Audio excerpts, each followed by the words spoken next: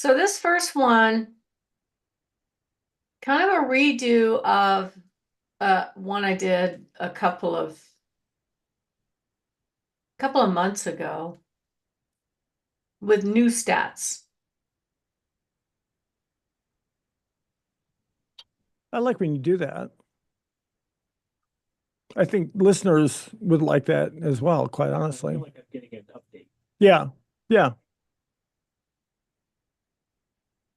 We were just saying that we feel like we're getting an update when it comes to that. I just realized I didn't have my mic on. Okay, ready to roll, you guys, whenever you are. All right. I've got a clock, got a script. You're good, Barb. DJ's I'm good. good. I'm good.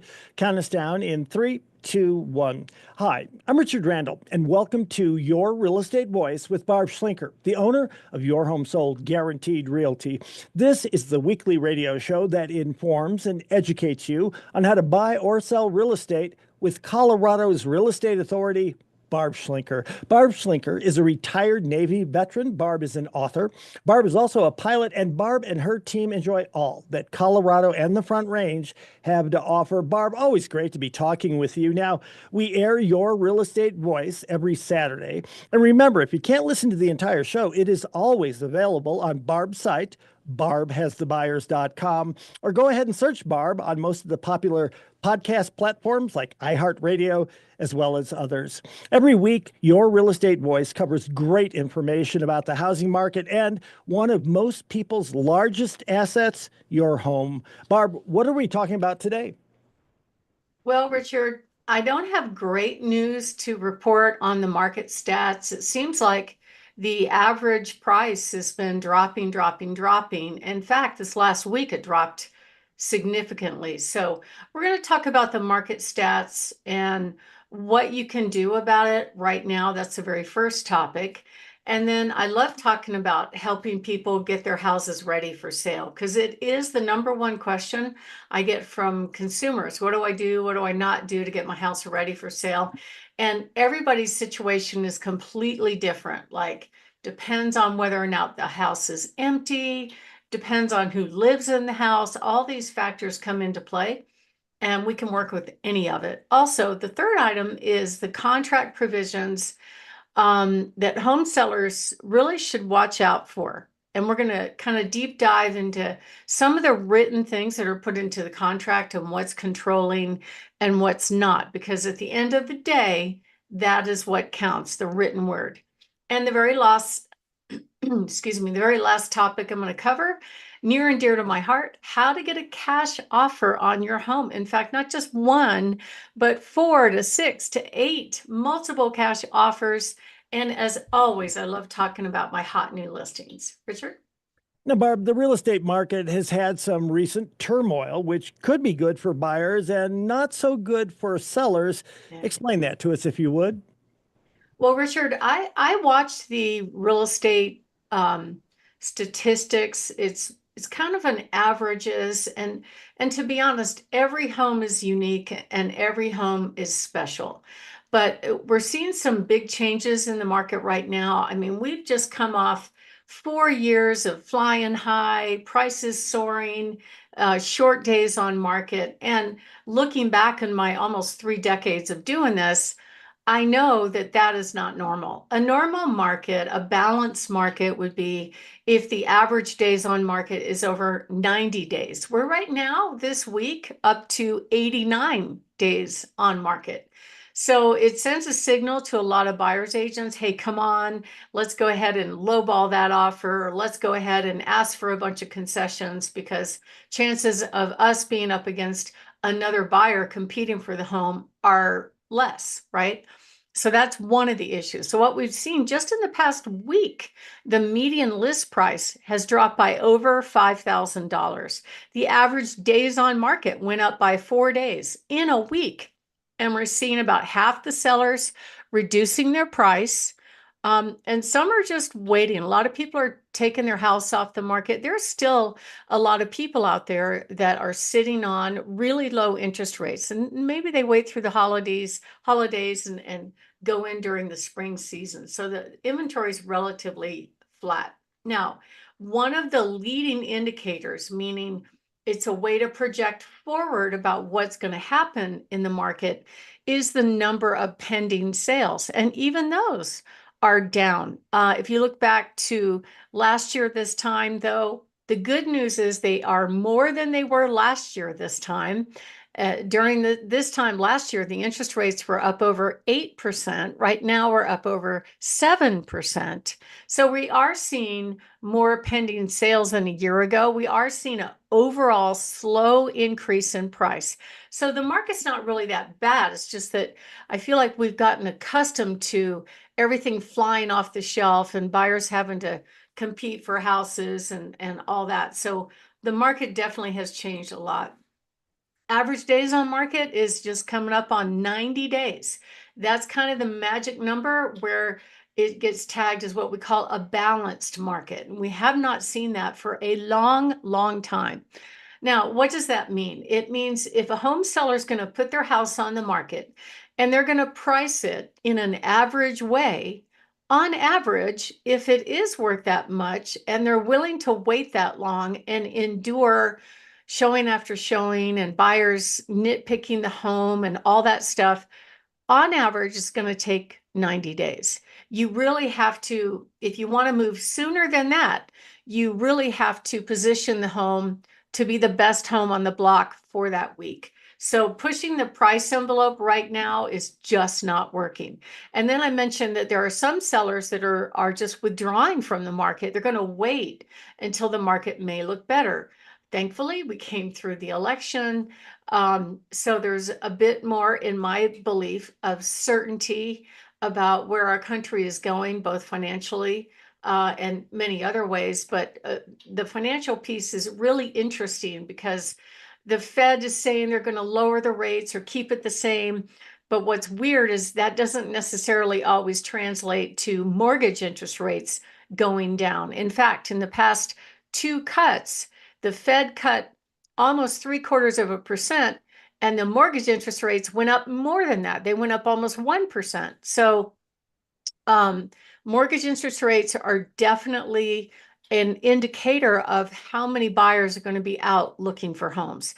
And it's all about affordability for buyers. Can I handle that payment? So I think, the other thing that's going on right now is if it's true that over 87% of real estate agents that get into the industry get out within 5 years, most of them have never seen a market where the prices are declining or correcting.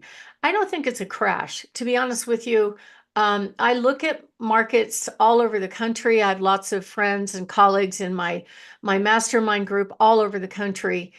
Real estate is definitely very local. Colorado is still a high demand place because it's beautiful, even in the wintertime.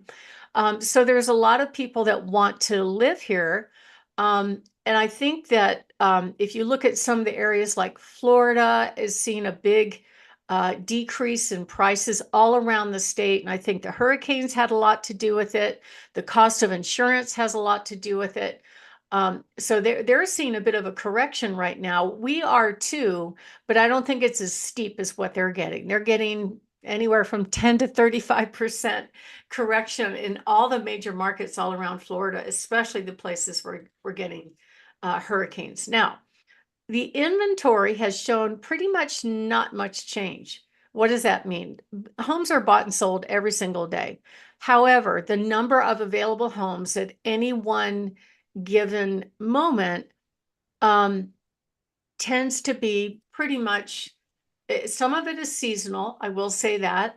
Some of it has to do with supply and demand. So back when during 2022, when we had a huge low interest rate environment, there were a lot of people that were just jumping on buying homes because the cost of buying a home in the monthly payment was actually less than it would be to rent. Hang on just for a second. Okay, I'm back. So if you look at this chart that's in front of me right now, it compares the median or middle price up against the inventory. So the green line is the inventory. The black line is the median price. So what we're seeing this year in particular is the inventory actually has gone up to over 2,100 homes in El Paso County.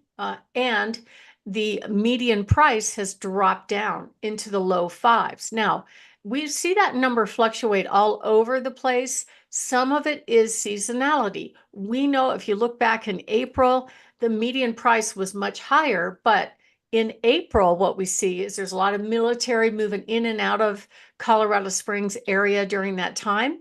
There are fewer homes on the market, so the prices tend to spike up in the springtime.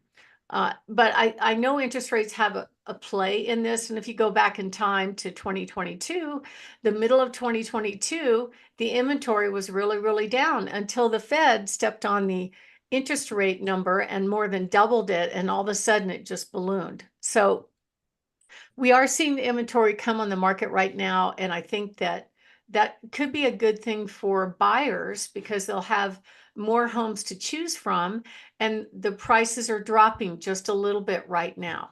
Okay. Interest rates are another huge factor. So since I posted this one, the rates went up even more. I think we're at 7.09% for a 30-year fixed, and we're at 6.39 for a VA. But there's a whole bunch of lenders, a whole bunch of builders that are offering deals on interest rates. So don't let that discourage you. Get out there and look if you're thinking of buying. So the difference is with buyers, they have more choices. The key for sellers is getting the 4 P's right. Preparation to make sure your home looks great, picking the right agent, pricing it right. Don't overprice a home right now. It'll sit on the market for way longer than the 89 days. And to make sure it's promoted properly as well. So if you are thinking of making a move, give us a call at 719-301-3900. We have over 28,000 buyers just in our database of buyers and waiting, plus almost 70 cash buyers that will make offers. We show up with offers on your house and you can decide and go from there. My name is Barb Schlinker. I'm the host of the show, Your Real Estate Voice, and the broker owner of Your Home Sold Guaranteed Realty. Barb has the buyer's team. So what we're talking about is how prices are dropping right now and what you can do about it. And when we come back, we're going to touch on some tips on what to do if prices are dropping. Richard? Barb, we're discussing the current real estate market and how people can be prepared if they want to buy or to sell. So, what are some home sellers and what should they expect and do in a market situation just like this one? Well, there's a lot of buyers right now sitting on the sideline because they're going, okay, well, maybe the prices will come down some more. And I get that philosophy. However, once we see the rates drop a little bit, there's going to be a bunch of buyers jump back into the market and they're going to have competition. Whereas there are some lenders and some builders that are offering fabulous introductory interest rates right now. Plus, a lot of people don't know, in many cases, you can refinance your loan for no out-of-pocket cost. So, and no matter what kind of market we're in, even during the meltdown back in 2008, anytime there was a good deal that hit the market, the buyers jump on it. Okay, and they're going to be in it for the long term. I have one on the market right now, actually just closed yesterday, that was priced below market because it has cosmetic issues. But we got it sold right away. We didn't have to wait for months and months, even though there were some buyers that looked at it and said, oh, it needs too much work and all that. But it was just a paint problem. That's all it was. And it was priced really, really aggressively. So it's absolutely critical that you pick the right team, because I would say a majority of the agents right now, unless they're old timers like me, they've never seen a down market and they don't know what to do. And we know how to help you get ready so that when you go on the market, you're going to be positioned to be the best home on the block and you won't have to wait for 3 or more months to sell your home. So if you are thinking of moving, give us a call, 719-301-3900, or go to barbhasthebuyers.com. Richard? You're listening to Your Real Estate Voice. That's Barb Schlinker of Your Home Sold, Guaranteed Realty. And if you are thinking of making a move, call Barb 719-301-3900 or visit barbhasthebuyers.com. We'll take a short break. When we come back, we're going to be discussing how to get your home ready for sale. You don't want to miss that. There you are. I like that. I don't care what you say, Barb. I'm going to run it. Actually, give me just 1 minute. Quickly. Yeah, I get it. My nose is running, so I'll be right back.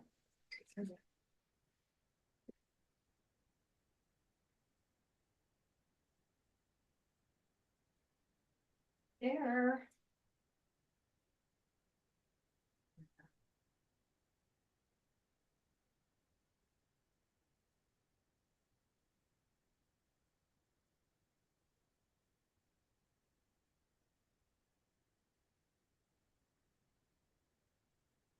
Hmm.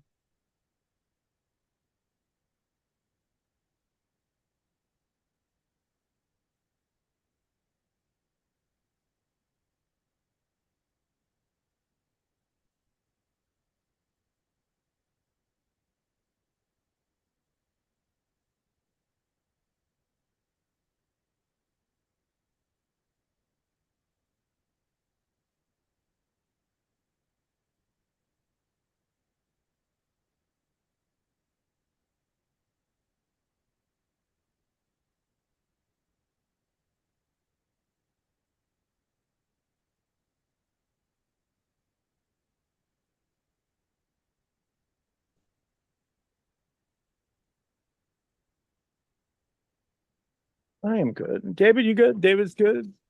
Barb? Yeah, give me just a sec. I'm gonna bring Oh, no, that's fine. I'm not rushing. You're all right. You ready for World War III? What's happening? Oh, you know what? We gave these missiles to Ukraine, and Russia said, you know what? Don't fire those damn things at us. If you do, then maybe our response will be tactical nukes. And sure enough, Ukraine just had to fire 6 of them at Russia in the past 24 hours. I don't think there's going to be a war, but they just keep poking Putin. And I'm not saying he's a nice guy, but China is, and North Korea and Iran are much, much bigger threats to the United States than Russia is. And yet we keep poking them. And now we have what? North Korea and Russia are, good buddies, and North Korea is sending troops to Russia. That would not have happened under Trump. It's just as simple as that. We're forcing our enemies to start working with each other. And I'm just Well, convinced a lot of people out there who are really military industrial complex or whatever, they don't care if they send your son to combat. I don't think, I mean, he's not going to. It's not going to be that kind of a war, but they just don't give a damn. I don't think Biden is even sentient at this point. I agree. Somebody else is making the call. Yep. You think it's Kamala? Yeah. Nope, not at all. I think it is probably Um, I mean, I don't think it's Obama or Valerie Jarrett or Susan Rice. I think John Kerry. I think those people are all giving input, but I think it's probably somebody, with a military background who is, all in favor of perpetual war. That's just fine. And if we had the name, it would probably be somebody where we're like, wait, who's this guy again? Right, It's probably. definitely not Biden. It's definitely not Biden. Because he's just, I don't know. It's embarrassing. I mean, can you imagine our enemies? They've got to be laughing their asses off. Well, they made fun of him at all those summits, right? They Yes. put him in the back or just left him out of the picture. It was like, oh boy, that's so bad.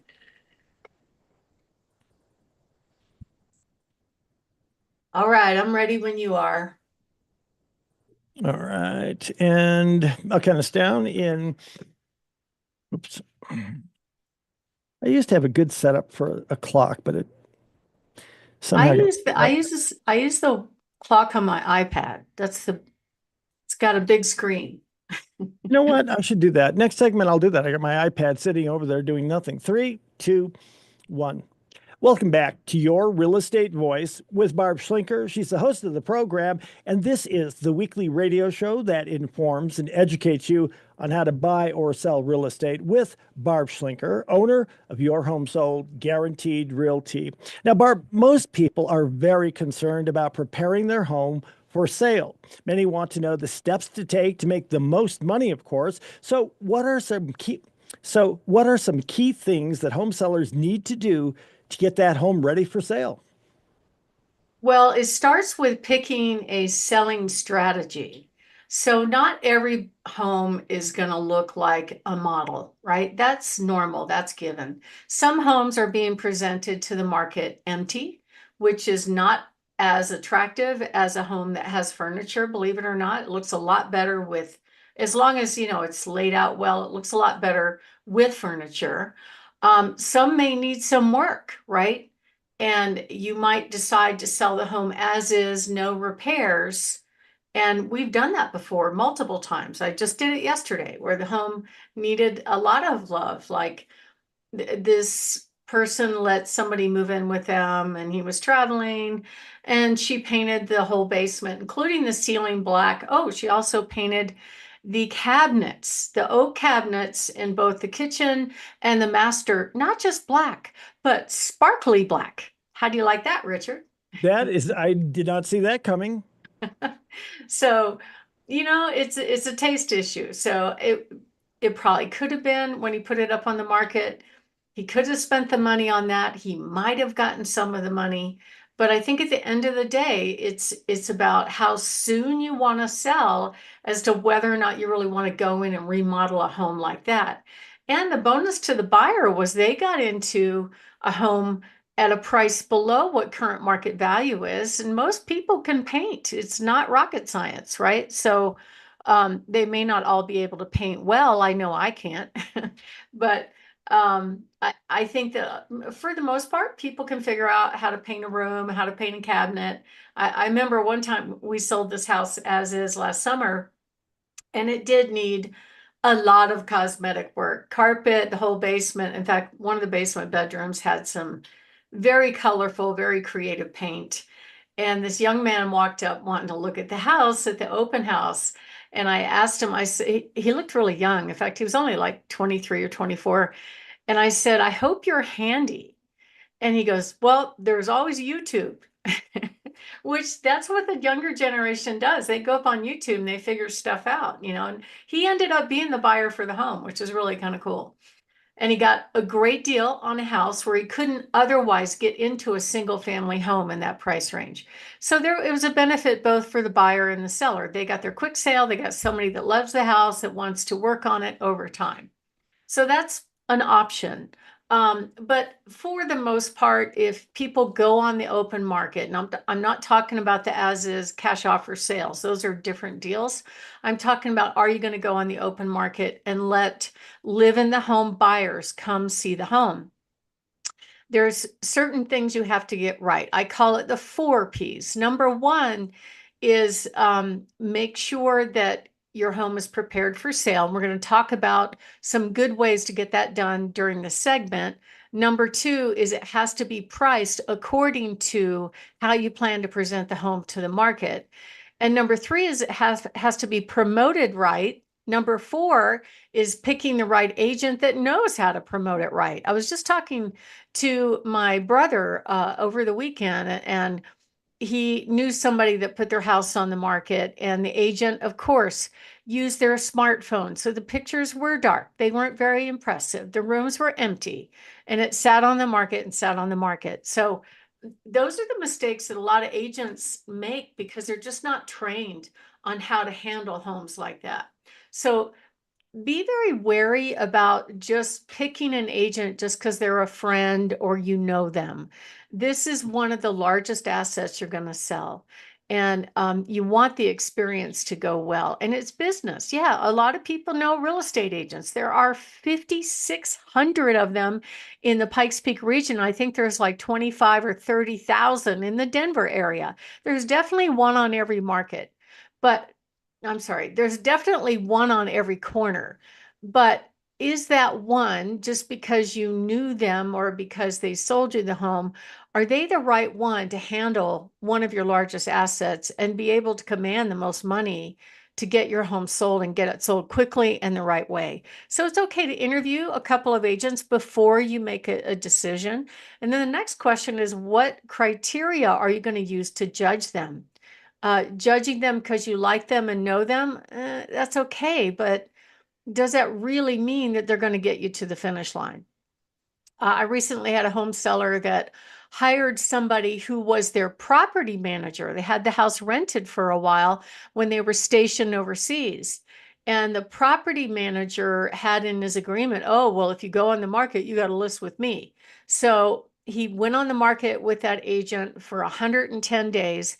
They way overpriced the home, so they missed the whole busy selling season by slowly walking the price down. The pictures were awful. He did not feature the best benefits of living in that home. In fact, the seller spent his own money bringing furniture in the house to make it show well. And after 110 days, he was just done. He fired him, he hired me, and I sold it in 9 days at full price. So it takes somebody that knows what they're doing. Now, many people will, be uncomfortable with what questions to ask when they're hiring an agent. And there are some questions that agents don't want you to ask, like how many homes have you sold this year? Or what do you do for marketing? That kind of stuff. Some people just show up and they'll go, oh, your house is worth this much. Here, sign right here. And that's all there is to it. We spend a couple hours. We go over all the things that we do to try to present the home to the market to prove to everybody that it is the best home on the block. Okay. So if you are interested in that, we actually have a free report on our website. It's called the Free Agent Selection Guide. And you can go to barbhasthebuyers.com and register right there. Send us an email. We'll send you over that report, plus other couple of others on how to interview agents. So you're armed with the right questions when it's time. Okay, so let's talk about selling strategy. First of all, there are more and more people, according to the National Association of Realtors. It's about 30% of home sellers now are willing to take a cash offer to avoid the traditional sales process. The problem is most of the agents, what they have to offer, or most of these cash offer platforms only have one offer, one choice. That's different with us. We're going to show up with 6 or 8 different offers, different types of offers, different guarantees. We even have our own buyers uploaded on our cash offer platform. So you have multiple choices to decide from.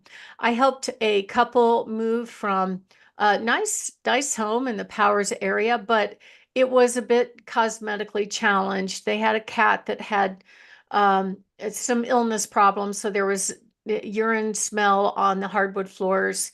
The color of the paint, both ceiling and walls, was this bright, kind of like brighter than school bus yellow. It just needed some work. They had a lot of furniture, and they had 2 big dogs that would not stop barking if you were present in the home. So all those factors align to somebody that, hey, we don't want to do the traditional sales process. So what we did with them is we presented all of our cash offers. They ended up accepting one of the cash offers. They were able to pick their closing dates. And then on the day of moving, they got their money and they're able to go to their next house without any hassles. Nobody looked at the home, and they're much happier that way. So for some people, it's much easier to do that. Now, some tips that might help you when you do go on the open market, meaning have people come look at your home, and you're going to have live in the home type buyers. First of all, make sure everything is clean. Make sure the floors are clean, the bathrooms are clean, everything is picked up, the laundry is put away, everything off the counters except for the coffee pot. Dish towels take away from the stove, please. Pick up your area rugs for photos. That's one thing a lot of people don't know. And every time I look at other agents' marketing, I'm like, oh, that's a party foul. That's a party foul. And usually it's things like a lot of clutter on the counters, a lot of these little throw rugs here and there, which have a lot of color in them. And the problem is it makes the picture look busy. It looks cluttered, and it makes the room look smaller. Door hardware, like if you have it in the kitchen, should be clean and consistent in color in particular. Make sure there are no odors. You would not believe how many homes will not sell over odors. And it could be food, it could be pets, it could be cooking. Sometimes cooking will cause it. So make sure your trash is taken out. Windows and screens, unless it's really obvious, it won't show up in cameras. A lot of people think, oh my God, I got to get the windows cleaned. That's not a big deal.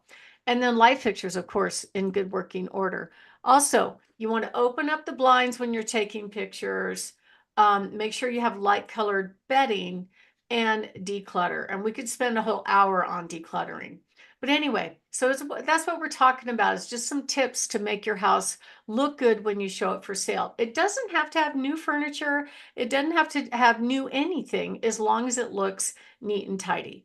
My name is Barb Schlinker, and this is part of what we do. We do an in-home consultation on what to do and what not to do to get your house ready for sale. It's a free service, no obligation.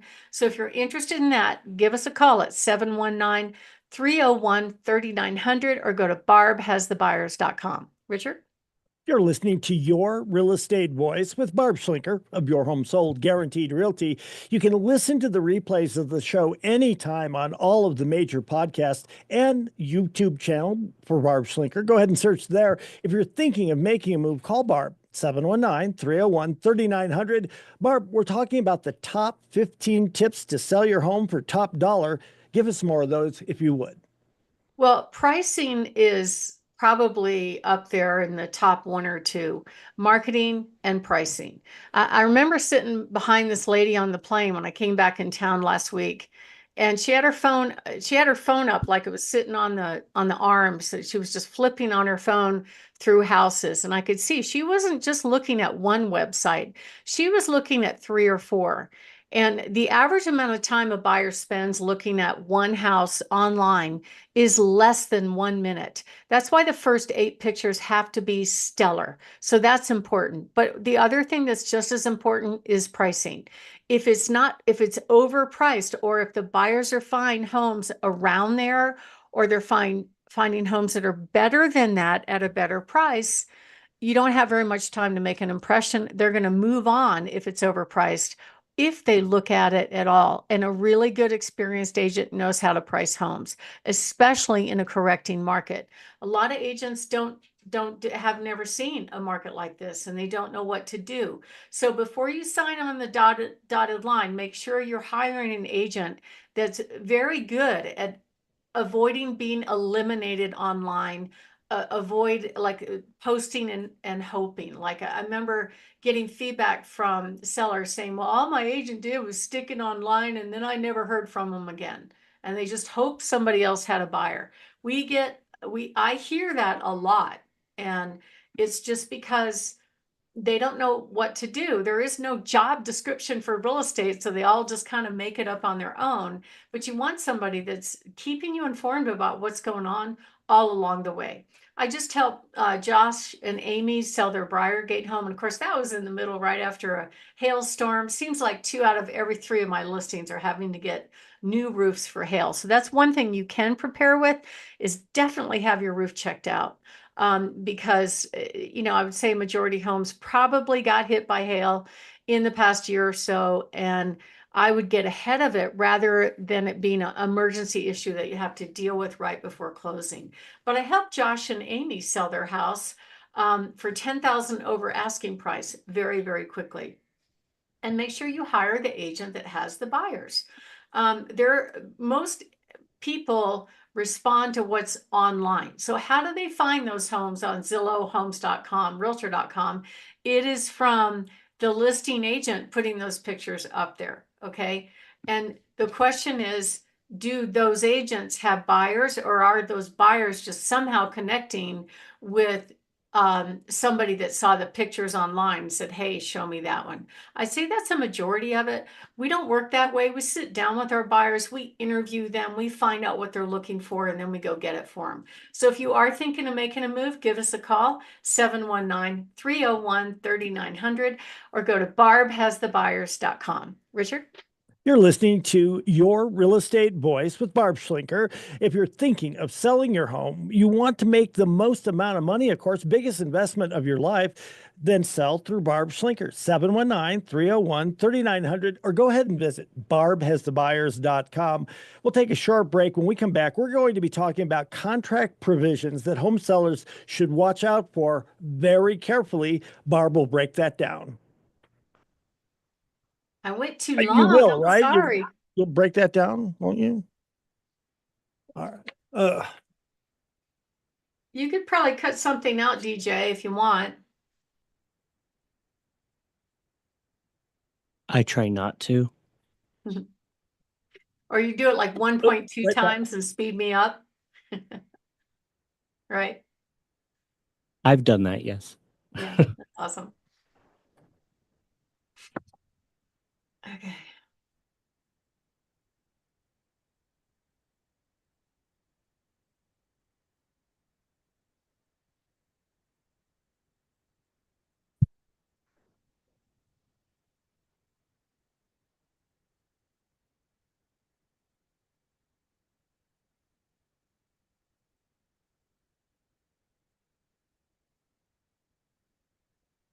All right, let's find some stories to tell.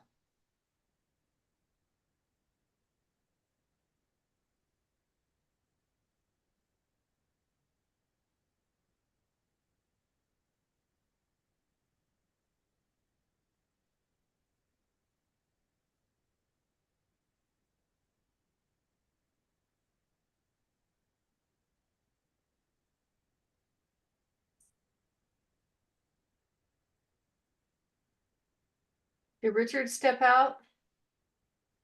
Yeah, he had to run and get something off the printer. Okay, I'll be right back. Okay.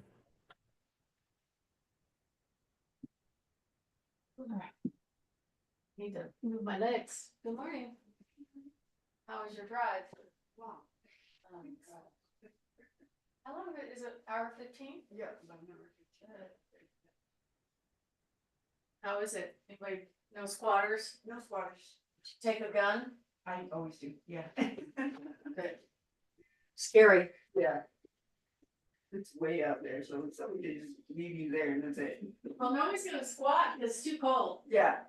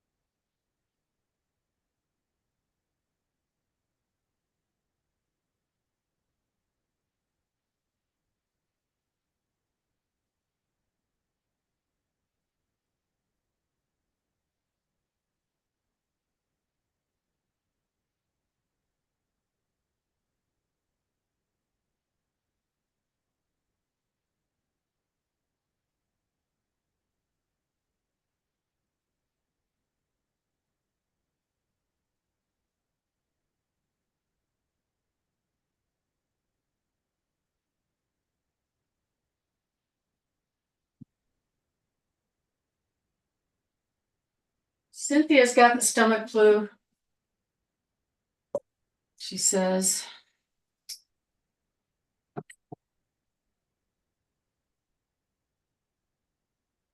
That was a beast, that one. It was nothing like the 1 day thing. Okay.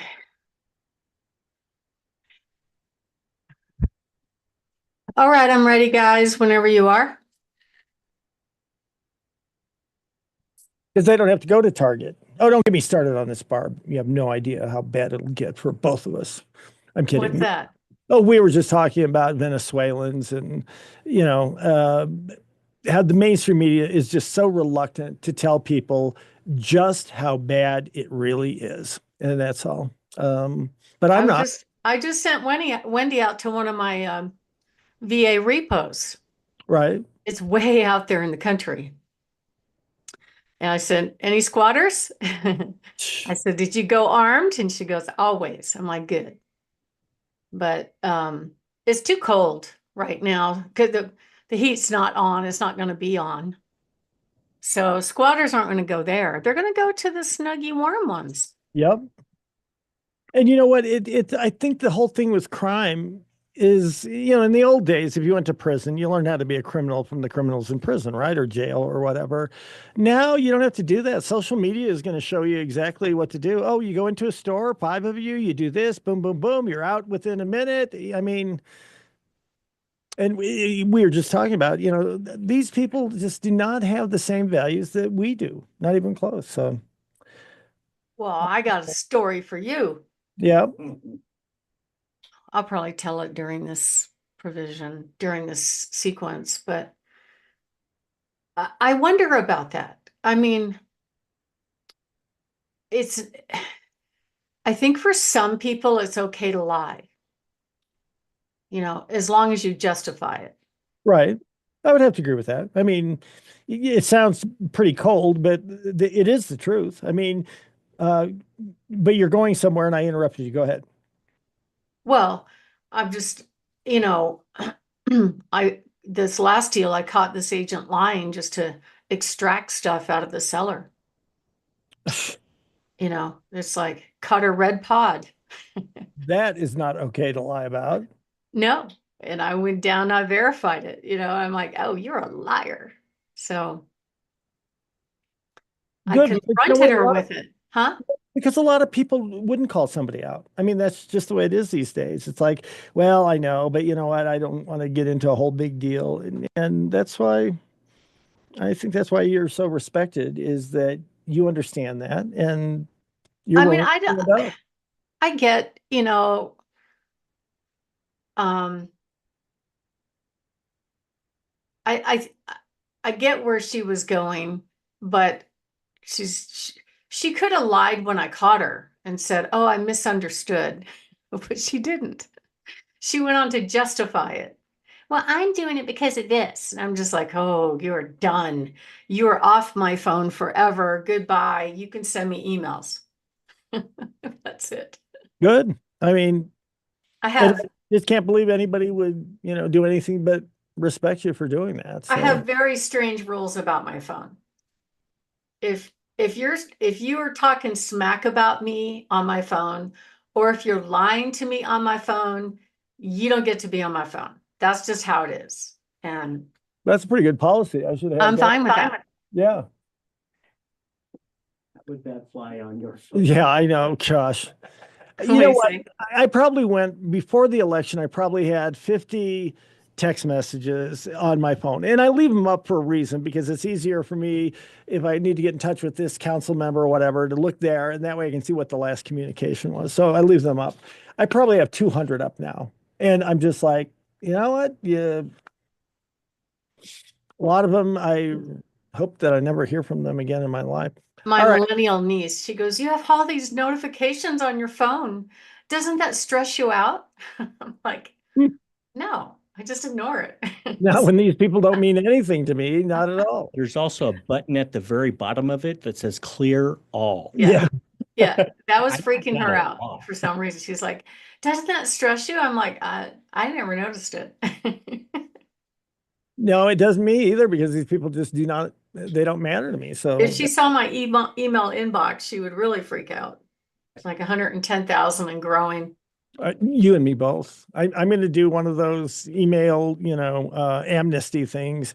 And I know that somewhere in What there, is that? it you just give yourself grace and you hit delete all.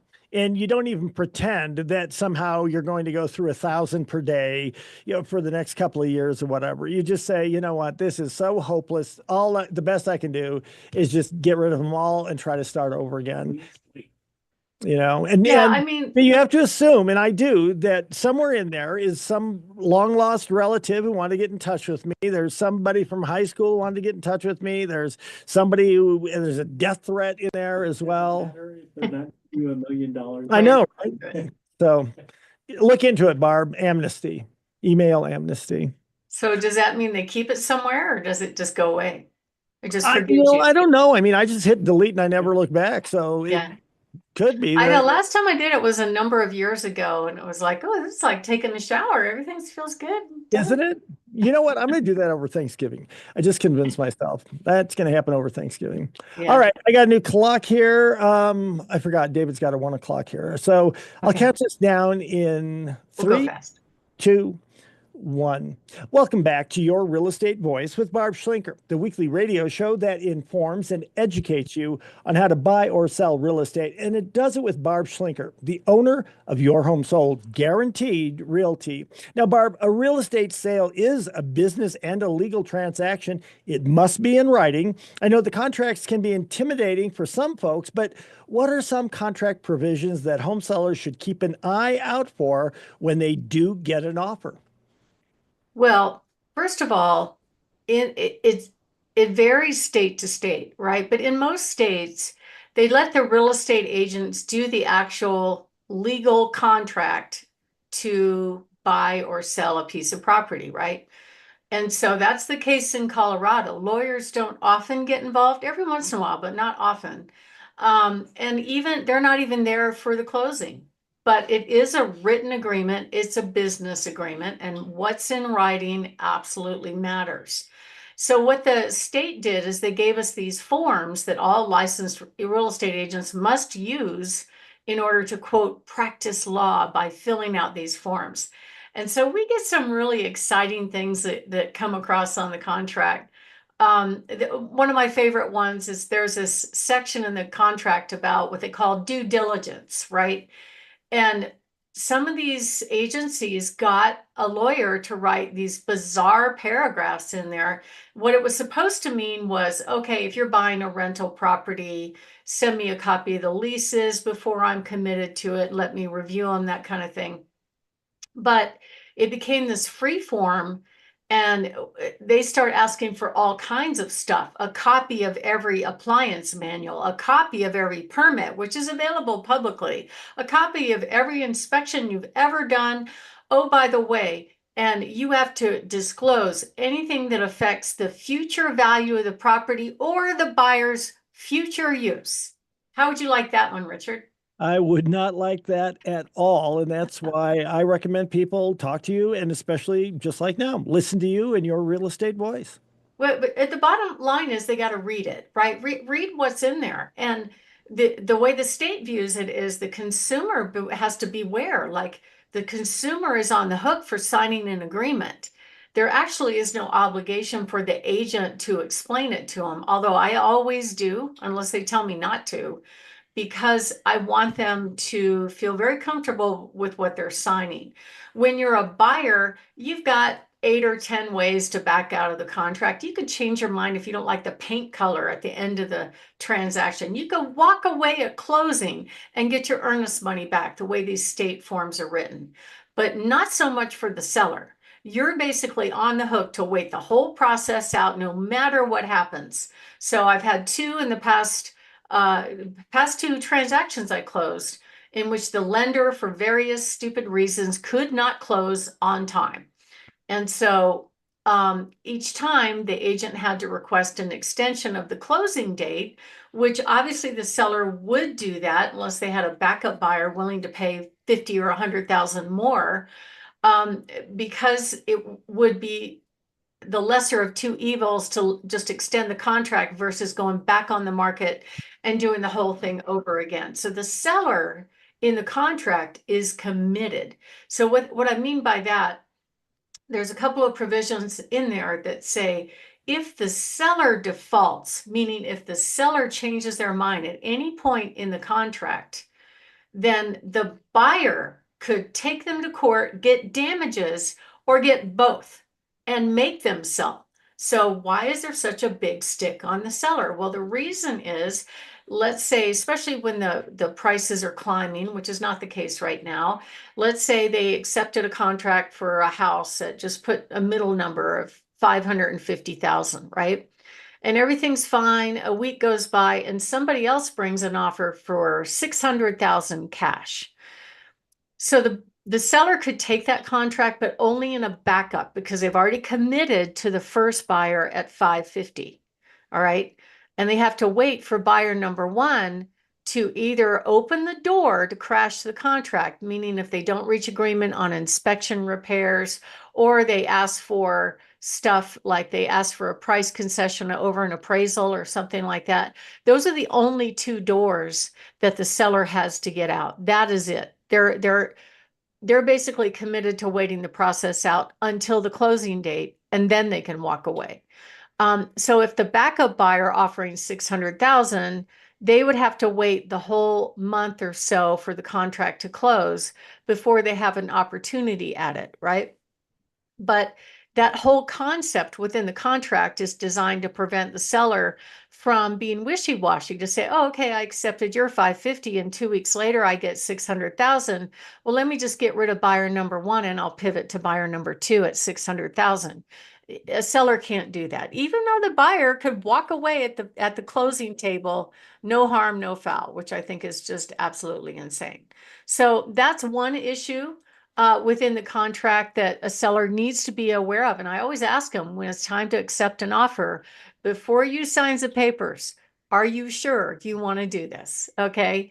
Because if they change their mind, they could open themselves up to litigation, which nobody wants because only the lawyers win in that situation.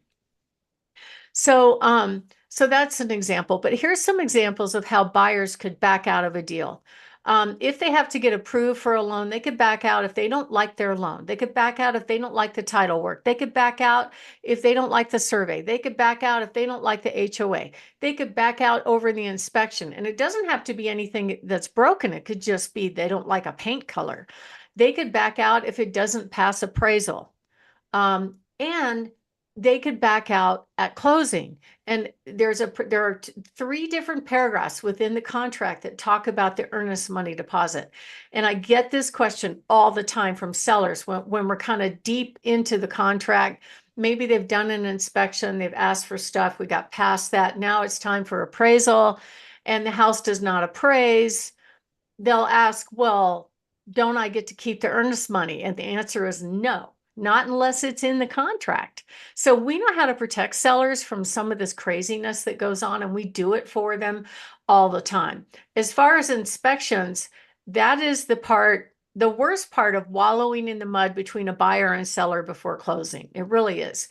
There are all kinds of different systems that come under scrutiny.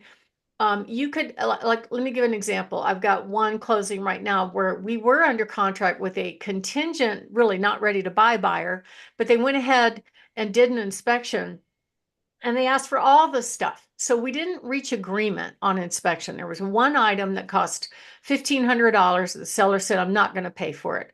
So the buyer thought they had leverage, even though they had a house to sell that was overpriced on the market that was not selling. And so they came back and said, well, if we don't get what we want, we're going to walk away. And so we're like, okay, bye-bye. And so they walked away because I was worried. And I told the seller, they're kind of like, well, maybe we should, love on this buyer. I said, that buyer is not going to be able to close while we're still young because the house that's on the market is at least 125,000 over current market value.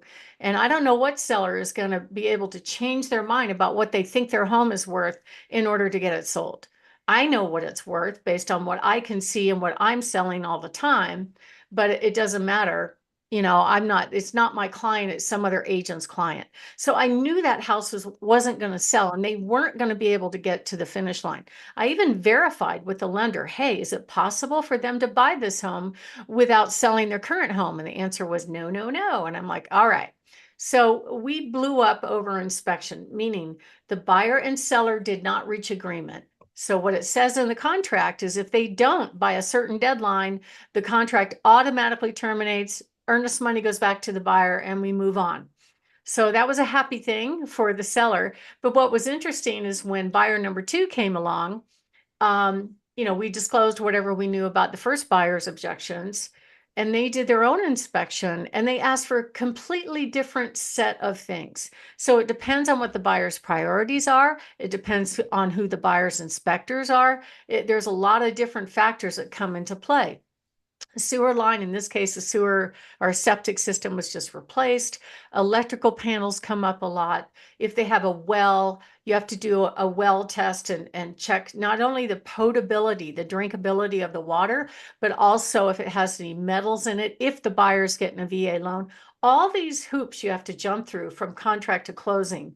So it creates a lot of worry and uncertainty in the seller's mind about whether or not this is going to go through. And roofs get hit all the time on inspection. So basically, those are some of the things that the seller has to worry about, and so does the buyer. I think the buyer in general wants it to be successful. They want to buy a house, they want to go to the finish line, but they don't want to inherit the seller's problem. So let me give you another example. I had one that just closed, and actually there was no permit pulled on the basement. Now I see this all the time, especially on roofs, where the seller hired a roofer, they put the roof on, roof looks good, we're all good, they got paid by the insurance, they don't look at it again. Well, it's required by the county to pull a permit for the roof, right?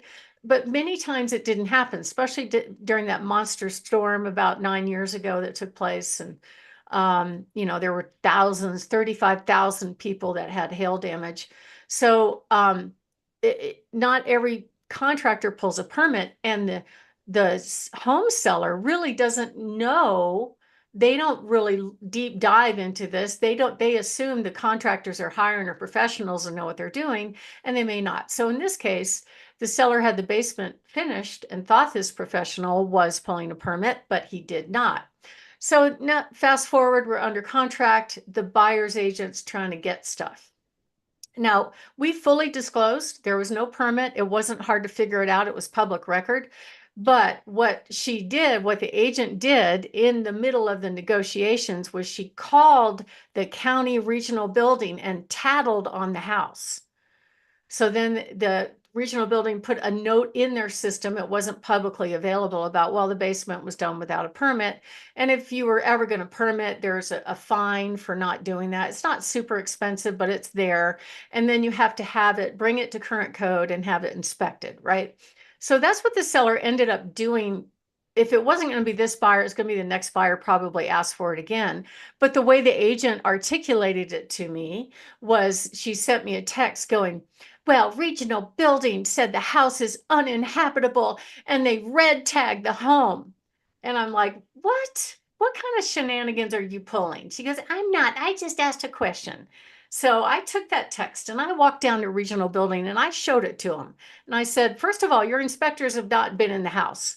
Did they say this is uninhabitable and they red tagged?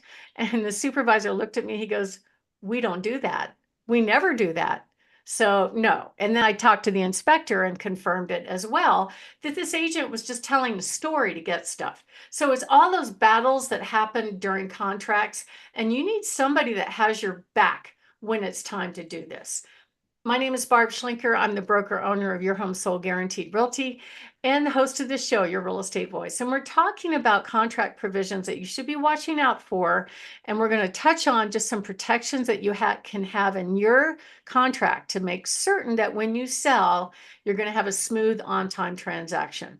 If you are thinking of making a move, give us a call at 719-301-3900 or go to barbhasthebuyers.com. Richard? Barb, we're talking about real estate contracts and provisions that can be inserted into contracts to protect the sellers. We know that buyers have plenty of ways to get out of contracts. So, what are some contract provisions that actually help the home sellers? Well, if the buyer has a house to sell, you really need your agent to pay attention to that, right? But what if the seller needs to find a destination? We have that come up a lot. So what we can do in that case is we can actually protect the seller with some provisions within the contract. Also on appraisals, which is an opinion of value. Sometimes repairs come up on appraisals, and the contract doesn't say who fixes it. It just says that it needs to be disclosed, but the buyer has to have it fixed to get their loan. So that is a point of negotiations. The other thing that we can protect you from is earnest money. So the state contracts make earnest money 100% refundable to the buyer no matter what happens. We can protect you from that. So if you are thinking of making a move, give us a call. We can even help you with negotiations on the buyer's agent commission as well to save you money. Give us a call at 719-301-3900 or go to barbhasthebuyers.com. Richard? Barb, you and your team are the only company. Wait, hold on. I missed one. Just a second, Barb. I got too much stuff spread all over here. Okay, 3, 2, 1. You're listening to Your Real Estate Voice with Barb Schlinker of Your Home Sold Guaranteed Realty.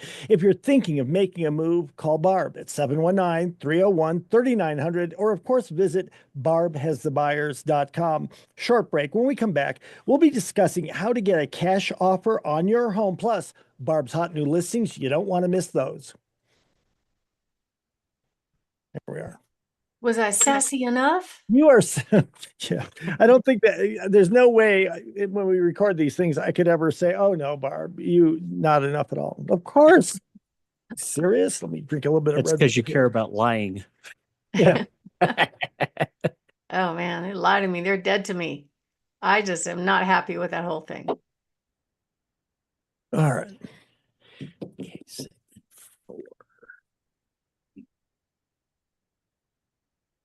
Wow, a lot of sent emails. Okay. Hey, Wendy, can you get ready for this meeting? I need some stuff printed.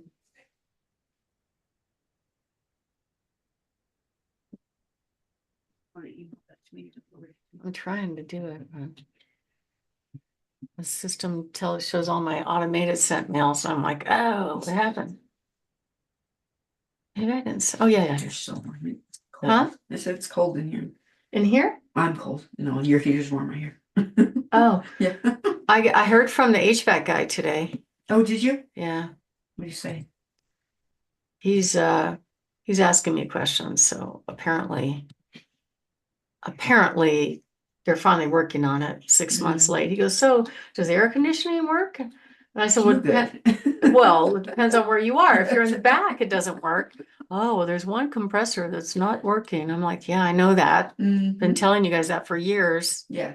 He's not fixing anything there. Hi, how are you? Good, how are you? Good. Hi, Jen. How are you? I'm good. Good to see you. You look cute. Thank you. Look at my pants. Is that the 70s? Oh, Those are nice. I start clean my closet. And I'm thinking, I don't want to wear whole thing of black. You know what I mean? Oh, yeah, I yeah. like it go Those through. are cute. I like them. So then I'm thinking, when I put them out, I start pulling oh, this cannot put together. So I take another one. So 5 of them have to go. Only one baby. Okay, to be here. Yeah. All right, I got one more segment to record and then I'll be in. Perfect. Okay, cool. Did you print it or did you send it to me? I just sent it to you. Okay, So one of them is from the Google Drive. Okay. You're gonna have to print it. Got it. And then the other 2 are attachments. Okay. So Okay. I'm ready to go, guys. All right. I need to sign everybody because from December 1st, Okay. the other side will be. Oh my God. I got these so messed up. I'm ready. Let's count us down in 3, 2, 1. Welcome back to Your Real Estate Voice with Barb Schlinker, the weekly radio show that informs and educates you. The most are cheap. You want me to shut the door? Hold on. a Yes. sec. I wasn't Ladies. sure. I mean, Quiet voices, quiet voices. Mouse voices or whatever they call them. that's funny. I like that. Okay. All right, count us down in 3, 2, 1. Welcome back to Your Real Estate Voice with Barb Schlinker, the weekly radio show that informs and educates you on how to buy or sell real estate with Barb Schlinker, the owner of Your Home Sold Guaranteed Realty. Now, Barb, with the real estate market cooling off a bit, many home sellers don't want to wait months to sell their homes or worry about their contracts failing for various reasons. How does someone go about getting a cash offer on their house? Well, Richard, I can get a cash offer on anybody's house in the country right now. I had a client call me from Florida, and actually, a few years back, I sold their Woodland Park home. Fortunately, he sold kind of right at the end of the peak of the market. Went to Florida, and now he decided to go back to the West Coast. So he's got his house on the market, and he told me all the market's correcting there. They have 150 homes in his small window price range of 375 to 425. 2/3 of them were new construction. He knew the data. And so he goes, can you get me offers? So I put it up and I got offers right away. But I gave him some other things that might help him sell his home, like looking at his pictures. They were kind of awful.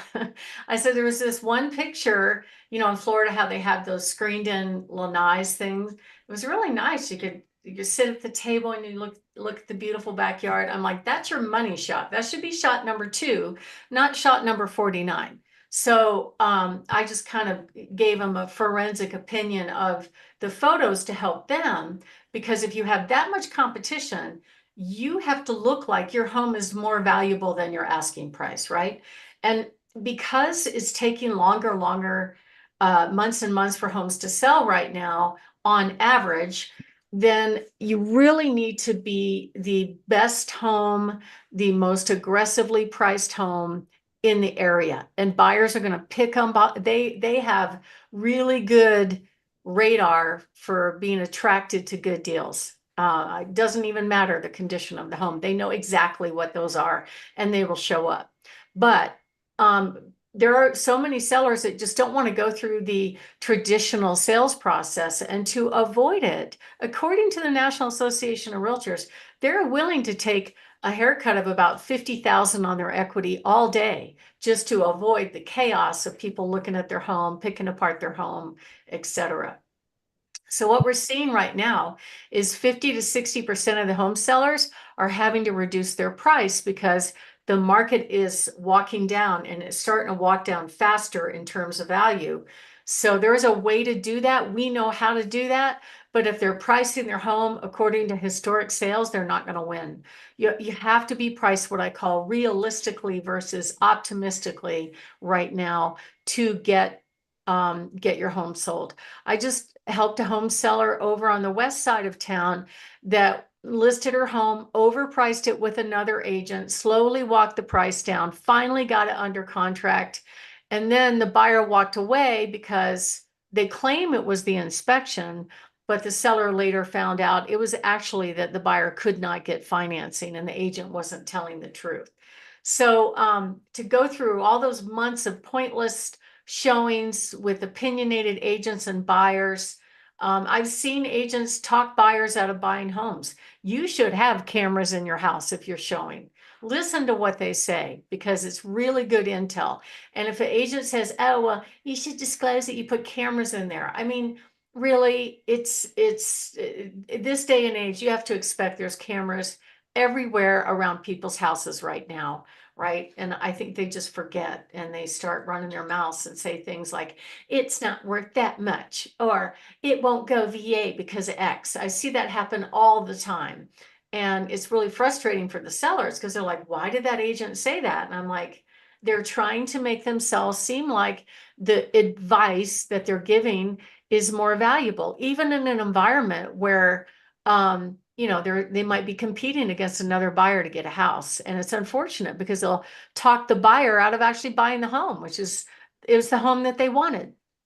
So once sellers do get a contract, then you've got the problem of the uncertainty of whether or not it's going to go under contract, the destruction that takes place if the buyer walks away. So let's say you get a contract, you catch a fish, right?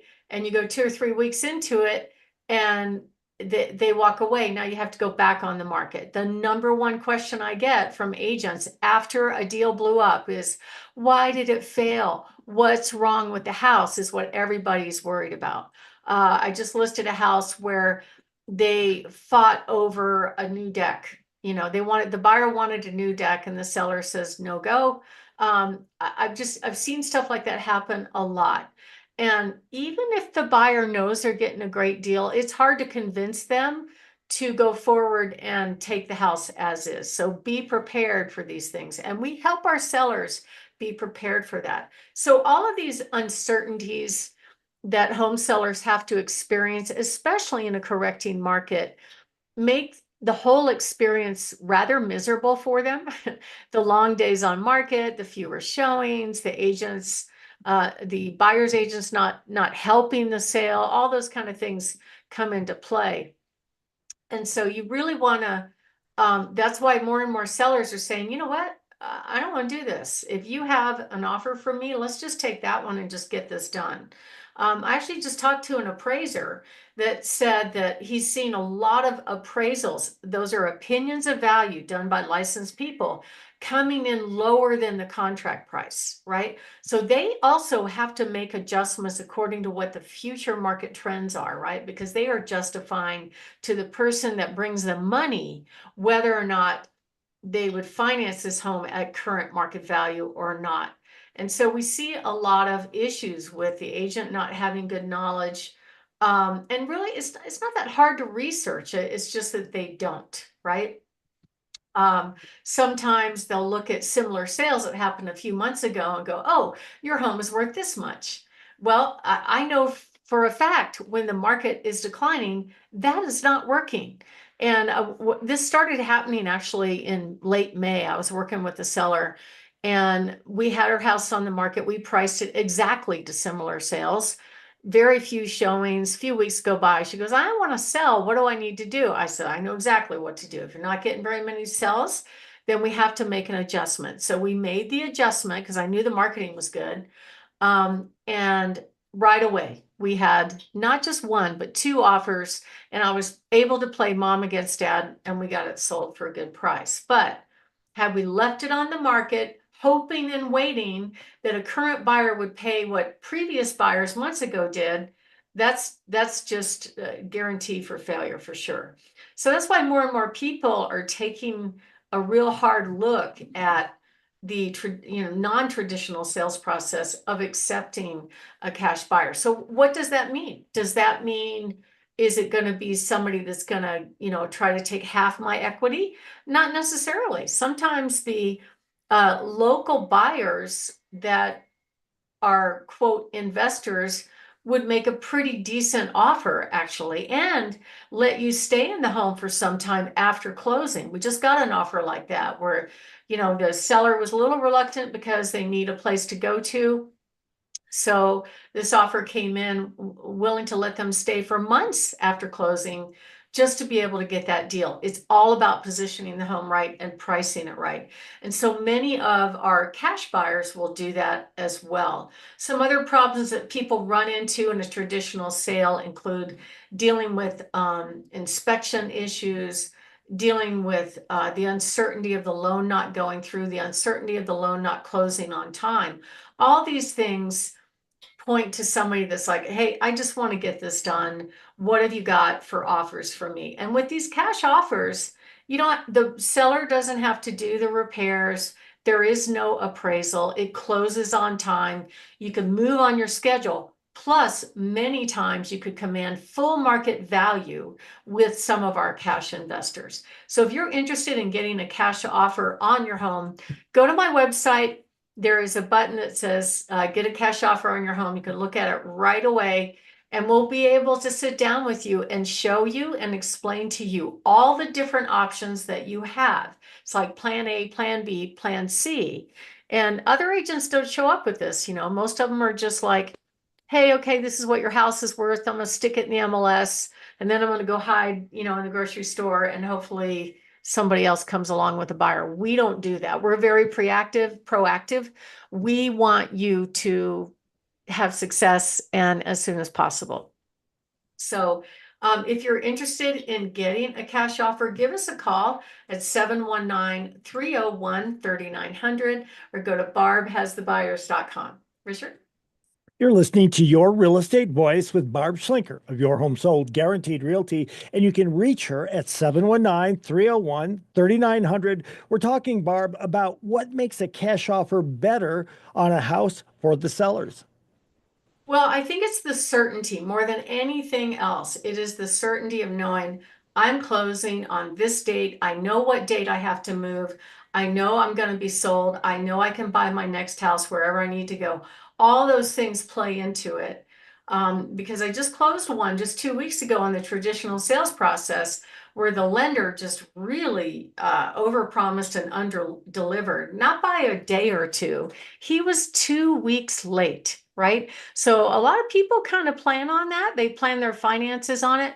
It was really frustrating for the home seller. And that's why cash offers are really good. So the way it works is we sit down, we take a look at your house. We'll show you the cash offers. There is no cost or obligation. You don't have to accept any offer, but it gives you options and choices to pick the best one for you. So if you are thinking of making a move, give us a call at 719-301-3900 or go to barbhasthebuyers.com. Richard?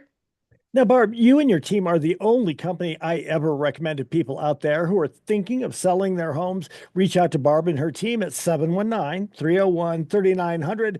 Barb, your favorite time of the show. It's time for your hot new listings. What do you have this week? Yeah, I have a great home on Splendid Circle, 409-999. This home is a 4-bedroom, 2-bath, beautiful deck, great established neighborhood over there close to what's the name of that high school now? I can't remember. What's the high school, DJ? Doherty? That's Doherty, yeah. Okay. Yeah. So all right. Hopefully you'll fix that. So it's over close to within walking distance of Doherty High School. Great little quiet neighborhood. I have a beautiful home on Crandall Drive with a finished basement priced in the low 4s. I have another property on Delmonico in the low 7s. This is a gorgeous 1-acre lot where you see lots of deer and that kind of thing. I also have a beautiful home on Sunbird Hills priced at just under 1.6 million, has 5-car garage spaces and spectacular views. Very, very beautiful home. Actually, multi-generational home as well. We have several beautiful lots for sale, and we also have more homes coming soon. So to find out about all of our homes, you could go to barbhasthebuyers.com or give us a call at 719-301-3900. Richard? You've been listening to Your Real Estate Voice. It airs every Saturday. And if you're thinking of making that move, call Barb, 719-301-3900. Or as always, visit barbhasthebuyers.com. Remember, you can see replays of the show on Barb's YouTube channel, or go ahead and listen on podcast on all of the podcast platforms, Apple Podcast, iHeartRadio, many, many others. Thanks for listening this week. And to reach out to Barb, again, that number is 719-301-3900. Barb, thank you so much. Look forward to talking with you next week. Have a great week. Thank you. Have a wonderful weekend. Boom.